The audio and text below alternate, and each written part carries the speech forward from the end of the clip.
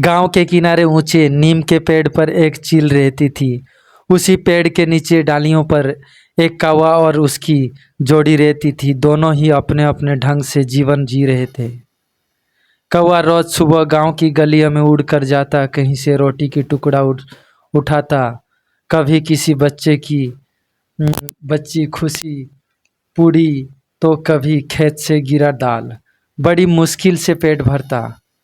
कौवानी अक्सर कहती, हमारे हिस्से में मेहनत कितनी कठिन है, रोज टुकड़ों में जीना पड़ता है।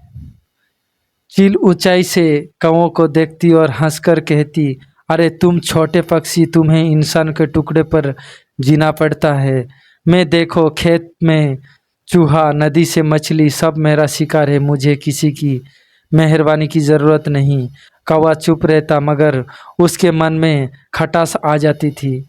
एक दिन गांव में मेला लगा। भीड़ इतनी थी कि खाने पीने की चीज़ें इधर उधर गिरा पड़ी थी। कौवे ने आसानी से रोटियां और मिठाई उठा ली। चील भी मछली पकड़ने नदी की ओर गई, लेकिन मेला होने की वजह से नदी किनारे शोर था। शिकार भाग गए। पूरे दिन उड़ती रही मगर भूखी रही। शाम को थकी हारी एक पेड़ पर बैठी थी। नीचे देखा तो कौवा अपने बच्चे को रोटी टुकड़े खिला रहा था। बच्चे चहक रहे थे।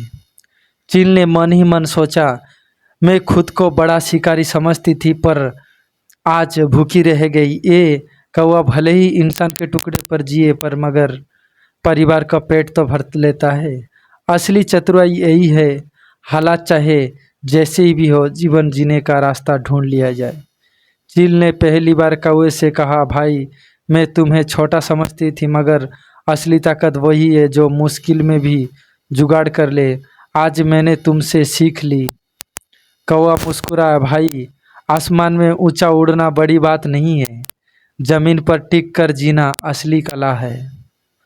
उस दिन से के बाद से चील और कौवा में दोस्ती हो गई। गांव के लोग कहते थे, ऊंचाई का घमंड और छोटापन का अपमान दोनों बेकार है।